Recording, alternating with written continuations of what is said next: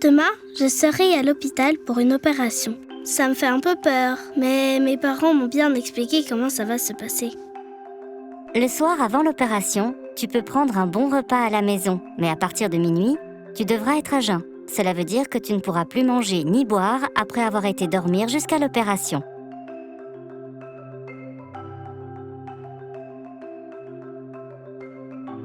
Le lendemain matin, tu viens à l'hôpital avec tes parents et ton doudou ou jouet préféré.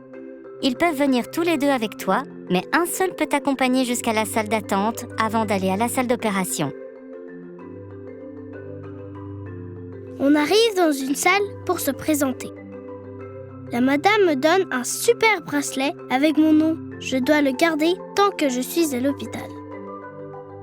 En attendant, tu peux aller jouer si tu le souhaites. Quand c'est à toi, un soignant t'appelle pour te rendre dans la pièce pour te changer. Il me donne une drôle de tenue qui se ferme par l'arrière. Un de mes parents m'aide à m'habiller. Mon doudou m'accompagne pour la suite de la journée. Après t'être habillé, le soignant t'emmène dans une pièce à côté pour prendre ta température et te peser. Ensuite, on t'accompagne dans la salle d'attente. Tu peux t'y amuser librement jusqu'à ce qu'on t'appelle.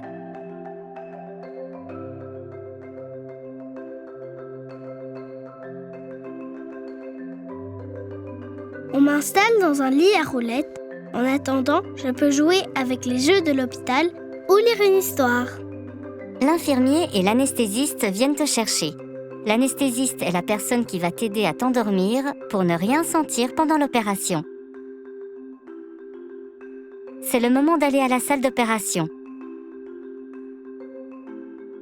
Tu peux faire un gros câlin à ta maman ou ton papa que tu retrouveras juste après l'opération, avant même que tu ne te réveilles. Les plus petits peuvent même aller en voiture en fonction de l'opération et si elle n'est pas au garage.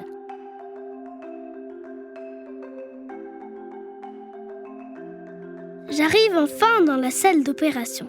C'est une grande salle éclairée avec beaucoup d'appareils. On m'installe dans un lit spécial. L'infirmier te place des capteurs sur le corps. Ce sont des pastilles attachées à des fils.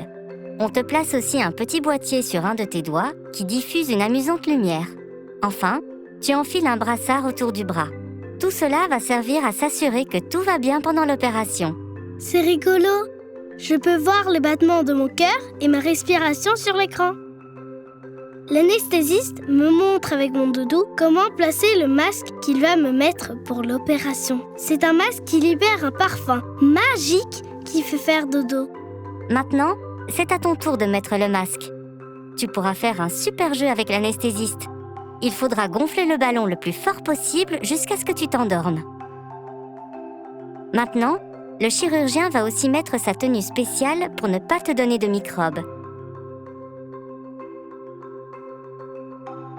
Toute l'équipe va prendre soin de toi pendant toute l'opération. Quand je me réveille, ma maman est à côté de moi.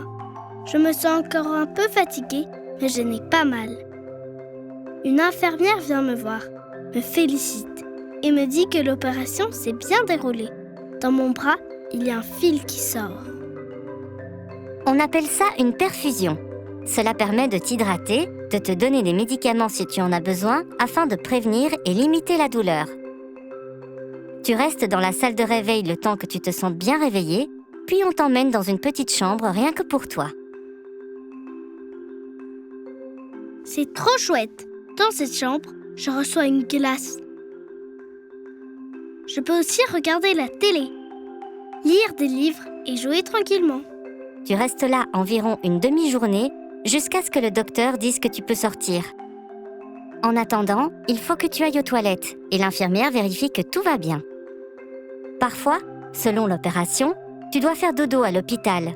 On t'emmènera alors dans une autre chambre avec le lit à roulettes. Il roule comme une voiture, c'est très amusant. Dans la chambre, je peux passer la nuit avec maman ou papa. Le soir, je peux manger un bon repas.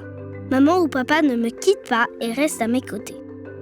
Que tu dormes sur place ou que tu partes juste après l'opération, le docteur vient te voir pour prendre de tes nouvelles et dire que tu peux retourner à la maison.